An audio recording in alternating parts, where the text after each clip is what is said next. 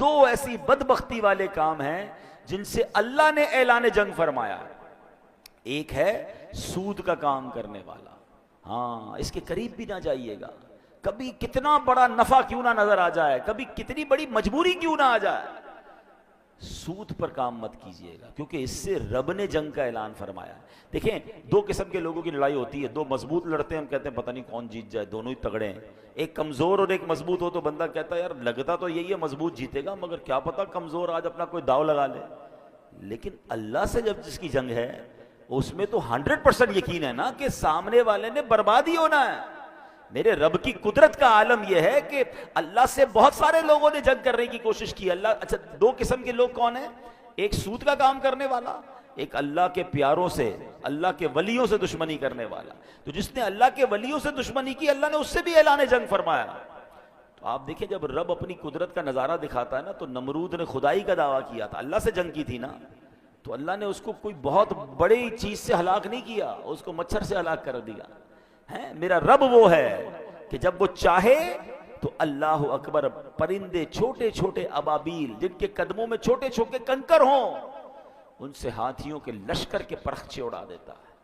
تو اللہ سے کبھی جنگ نہ کیجیے گا. بخاری شریف کی حدیث سنیں, حدیث قدسی ہے. اللہ فرماتا ہے من عادى لی ولیا فقد آذنتہ بالحرب, یعنی جو میرے کسی دوست سے دشمنی کرے میں اسے اعلان جنگ دیتا ہوں. تو کبھی بھی اللہ والوں سے نہیں لڑنا. اچھا اب سود تو بڑا کلیئر ہے نا کہ بھئی کاروبار میں ہے یا کسی کو قرض دیتے ہوئے کوئی سود لے رہا ہوتا ہے, سود کما رہا ہوتا ہے, وہ تو فوراً چھوڑ دیں. لیکن اللہ کے ولی سے اللہ کے پیاروں سے دشمنی, یہ تھوڑا سا ٹپیکل معاملہ ہے, کیونکہ ہمیں کیا پتا اللہ کا کون کون پیارا ہے. بہت سارے پیارے تو مزارات میں چلے گئے, مگر کیا اب اللہ کے پیارے اس دنیا میں نہیں ہیں؟ کیا اولیاء کرام نہیں ہیں؟ اللہ اکبر. یہ یاد رکھنا ہوگا کہ اللہ نے اپنے ولیوں کو اپنے بندوں میں چھپا کے رکھا ہے.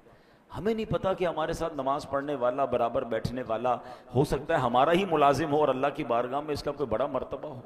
تو اس کا مطلب یہ ہے کہ ہمیں سب سے پیار سے بات کرنی ہے. بلکہ حدیثوں میں تو ایسے الفاظ ملتے ہیں کہ کچھ لوگ ہوتے ہیں جن کے پرا گندہ بال ہوتے ہیں, میلے کچیلے کپڑے ہوتے ہیں, جن کو کوئی اپنی محفل میں نہیں بلاتا, وہ نہ آئے تو کوئی نوٹس نہیں کرتا, مگر اللہ کی بارگاہ میں ان کا وہ مقام ہوتا ہے کہ اگر وہ قسم اٹھا لے کسی بات پر تو اللہ ان کی قسم کو پورا فرما دیتا ہے. ہمیں ایسے لوگوں سے زیادہ ڈرنا چاہیے جن کو کوئی نہ پوچھے نا کہ یار یہ تو بڑا عجیب سے کپڑے ہیں, میلے کچیلے ہیں, کوئی پرسنالٹی بھی نہیں ہے, کوئی بلا بھی نہیں رہا, کیا معلوم اللہ کی بارگاہ میں اس کا کیا مرتبہ ہے. تو آلویز سب کے ساتھ پیار سے, عزت سے, اس ڈر سے رہیں کہ اگر اس